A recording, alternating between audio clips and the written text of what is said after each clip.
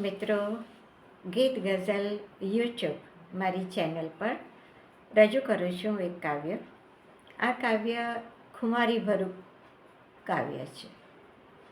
જીવનમાં જ્યારે એકલતા સાંપડે તો એને કેમ સહન કરવી અને કેમ મજબૂત બનીને જીવવું એ મારી આ કવિતા દર્શાવે છે, જે મારા જીવનને પણ એકદમ જ અનુરૂપ છે. અને હું ઈચ્છું છું કે બધા આવું જ જીવન જીવે. તો રજૂ કરું છું કાવ્ય એકલતા.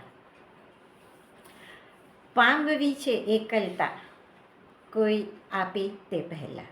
પામવી છે એકલતા કોઈ આપે તે પહેલાં. છુપાવવા છે જખમ કોઈ પામે તે પહેલાં. છુપાવવા છે જખમ કોઈ પામે તે પહેલાં. સમેટી લો હથેળીમાં સરી જતી આ રેત. સમેટી લો હથેળીમાં સરી જતી આ રેત.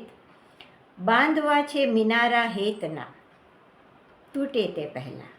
બાંધવા છે મિનારા હેતના તૂટે તે પહેલાં. દોરંગી આ દુનિયાની રીત સાવ નિરાળી. દોરંગી આ દુનિયાની રીત સાવ નિરાળી. કરું સાબદું હૈયું. કરું સાબદું હૈયું ઝૂરે તે પહેલાં. સંબંધોની વણઝારમાં અટવાય માનવી. સંબંધોની વણઝારમાં અટવાય માનવી. સહેવી છે વેદના કોઈ થોપે તે પહેલાં. કોઈ થોપે તે પહેલાં. અને પ્રેમ અને વિશ્વાસ માંગ્યા ન મળે કદી. પ્રેમ અને વિશ્વાસ માંગ્યા ન મળે કદી. ગોપાવી દુઃખ વહેંચું પ્રેમ કોઈ રોકે તે પહેલાં. કોઈ રોકે તે પહેલાં. પામવી છે એકલતા કોઈ આપે તે પહેલાં. છુપાવવા છે જખમ કોઈ પામે તે પહેલાં. મૃત્યુ તો એક અટલ અજર વસ્તુ છે, જે આવવાનું જ છે.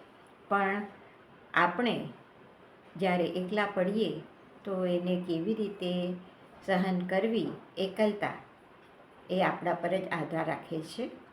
યાચક બનીને જીવીએ તો કોઈ ભીખ પણ નહીં આપે, પણ મજબૂત બનીને જીવીશું તો દુનિયા હંમેશા સલામ કરશે.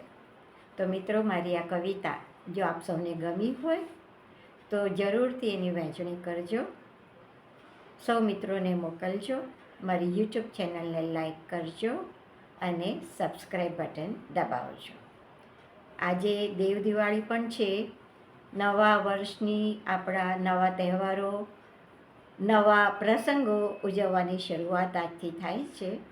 તો બધાને દેવ દિવાળીની હાર્દિક શુભકામના.